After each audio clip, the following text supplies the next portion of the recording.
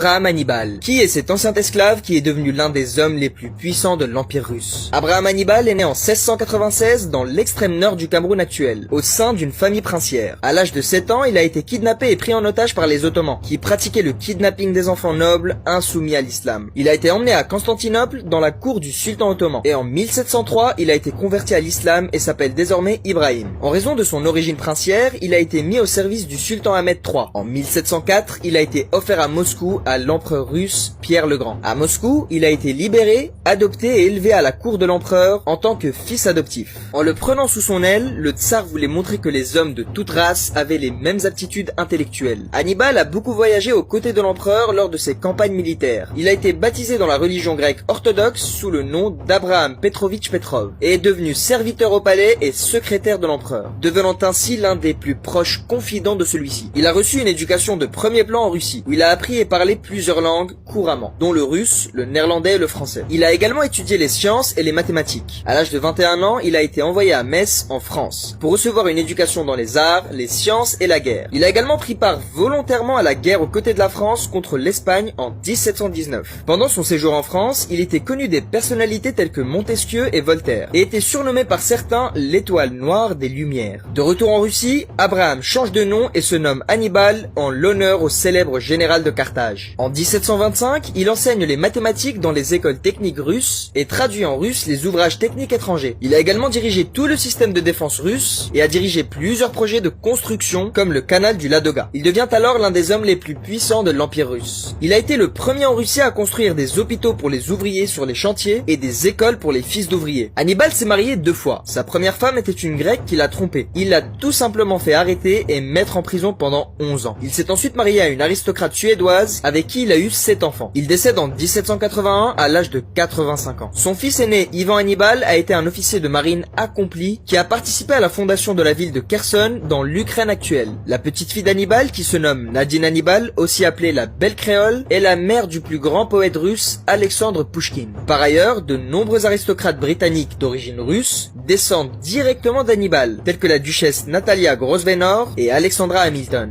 Abonne-toi pour plus d'histoires.